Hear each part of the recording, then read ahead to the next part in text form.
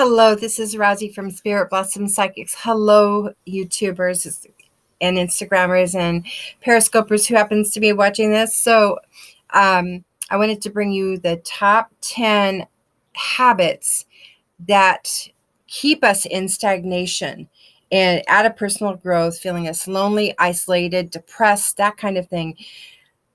There are 10 habits that are deadly to self-growth. So if you feel lost and you feel like you are looking for direction, please watch this video, and I hope it's helpful to you.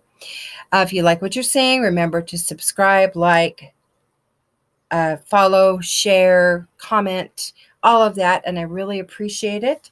I love connecting to each of you.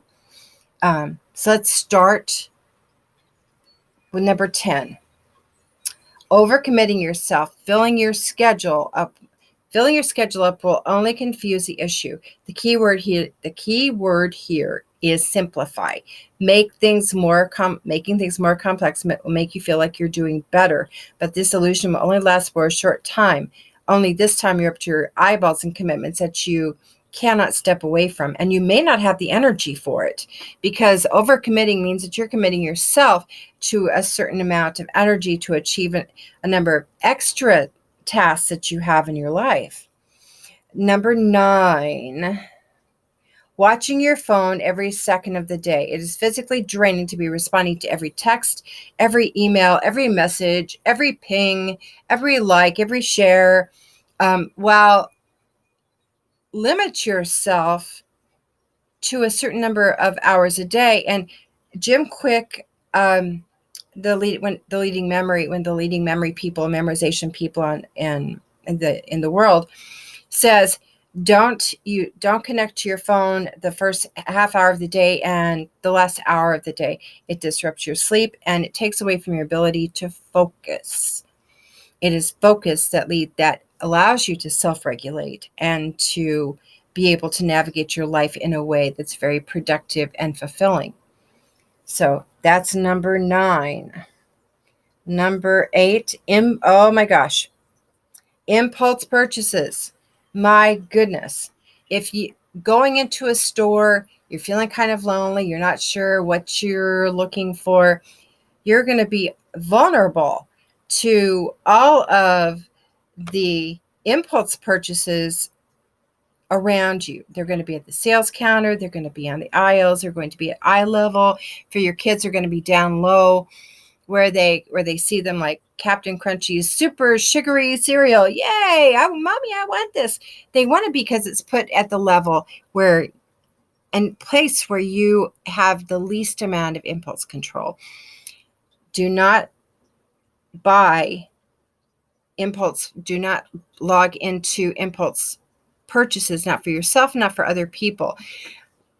First of all, have a budget. Second of all, have a purpose for going into the store.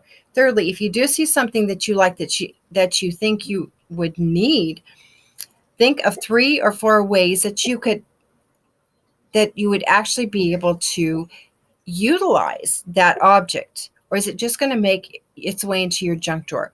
Think about that, because ultimately you're just surrounding yourself with things, and things don't make you happy. Having a purpose-driven life and knowing who you are, what you want, and where you're headed does make you happy. Happiness is an outcome. It's an outcome of purpose and focus. Moving on to number 7, impulse or emotional eating. It's the same thing here. So you may want those Reese's peanut butter cups or that Snickers or what have you. But think about this. Is it healthy for you? Is it what you need? Is it nutritionally sound? Is it something you're going to look back on and regret? And when you feel that, have some tea, have a cup of my favorite cup, have a cup of water, have some tea, have some juice, coconut water, something other than the unhealthy item, so that you are coming more to self-regulation rather than self-destruction. And if you're still hungry after that, have a small snack, but make it healthy. Have pre made snacks either in the fridge or in the cupboard for that you can clue into. Moving on to the next one, number 6, binging with any form of movie or television series. Stepping out of reality into another person's reality, especially now, if it's one show, 30-minute show, that's fine. But if you're looking at the whole series of Buffy the Vampire Slayer, you're kind of stepping into that fantasy and you're not really facing the realities of your life. You're not looking at the things in your life that are holding you back. You're not really, this is escapism. You're not really facing things as they come. And really, when I look at you and I feel your energy, and I hope you know this, you're beautiful inside and out, and you're not broken, and there's nothing wrong with you. It's just that each of us needs to feel that we have purpose and a reason for being here. When we're feeling lost, or that we've lost our compass, we've lost our way, it's because we have somehow disconnected from our real purpose for being here. My purpose for being here is to bring healing energy to the planet, to make sure that I'm staying in balance myself, and also as an animal advocate for especially my pack of dogs, my Malamutes. They are ambassadors for big dog breeds, to show that big dog breeds are actually really wonderful animals. But that's my purpose for being here. It does drive me. It does keep me moving. It does keep me flowing with reality. And it leads me to some really beautiful places and to meet some beautiful people. Moving on to the next one, number 5. Using drugs and alcohol to fill the void. It doesn't really do you any good to drink or to use drugs to anesthetize yourself, because at some point it wears off. And when it wears off, you feel worse than you felt before, and you're shaming and blaming yourself even more, and being judgmental about yourself because, hey, I fell off the wagon, I slipped into this pattern. You're throwing away your life. You're throwing away a perfectly beautiful, wonderful, healthy life. You're throwing away a chance for true, genuine happiness. Remember, happiness is a byproduct of focus and purpose. But you're throwing away any joy or happiness that you have coming to you, the beautiful connections you have to other people. Don't let you, when you do wake up, excuse me, when you do wake up, you're going to have a hangover. You're not going to feel good. Don't let yourself fall into this trap, because it's a slippery slope. Number 4, calling your friends and eating up their time with your unhappiness. So if you're calling your friends and you're always calling in a panic and things are always terrible and you can't believe you've gotten yourself into this situation, or you feel so depressed and blue, you're putting your garbage on people's porches. You wouldn't take the kitchen trash and bag it up and put it on your friend's porch, would you? It's not theirs. It's yours, and you have to properly dispose of your garbage. You have to recognize what's creating it, generating it, and then be willing to go, okay, this is what's generating it. I don't need to do this anymore. And if it's a toxic relationship, cut it loose. But when you examine it, be willing, do a forensic examination, and be willing to make the changes necessary so that you have healthy relationships. I'm going to tell you, if you're calling your friends up and blowing up their phones, they're going to stop answering your calls, stop answering your text messages, and stop responding to you, because all you do is leave trash on their front porch. And chances are, I'm going to say, that when they want to talk to you, you're not available because you're not picking up your phone, because you are in this funk of not being able to reach out and really connect. Building empathy, compassion, understanding, asking how other people are doing, volunteering your time begins to bring you into proper and right alignment. You can start to find your compass again. If you are feeling legitimately low, please speak to a therapist or a qualified counselor, because your friends are not your therapist. Your friends are not your therapist. You want to speak to someone who can help you, the suicide hotline, if you're feeling that way. But find a reason to stick around. Work with a therapist. Work with someone that's qualified to help you. Your friends are not your therapist. Number 3, curling up under the covers rather than engaging with life. When you feel the need to curl up under the covers and hide from life, step up, get moving, get kinesthetic, take a walk. Take your dog for a walk. You go for a walk. Go for a run. Go for a swim. Work out in the garden. Do something. Vacuum the living room. Get yourself up and moving, preferably out, because getting out in nature is especially therapeutic and beneficial. But get moving. Get yourself moving. Being kinesthetic helps to increases your endorphins, changes your brain chemistry. It is a very positive thing to do. And I'm getting down to number 2. Bear with me. I'm reading from my my notes here. Procrastinating. Number 2. Procrastinating. Tell yourself that you will take care of it tomorrow and that one more day won't hurt. Sound familiar? Stepping up and attending to the details of your life do help to bring you a sense of purpose and accomplishment. Do this every day. Do this every day for the next month. Do it every day for the next year. You will have accomplished. If you do it for a month, think of it this way. You will have accomplished 30 things. If you do it three things a day, you will have accomplished 90 things towards achieving your goals in that month. But time's going to go by whether you've done something or not. It's time to step up and take ownership for your life. It's time to step up and go, yes, today is a yes. Yes, today matters. And the fact that you're watching this video means that you want to step up, you want to take ownership, and you want to bring change into your life.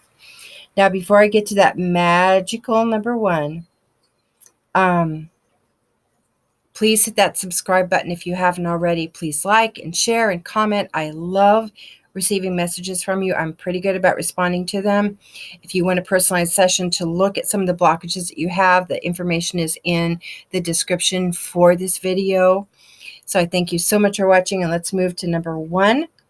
The number 1 major block in your life to moving forward, to stepping out of feeling lonely, isolated, and stagnated.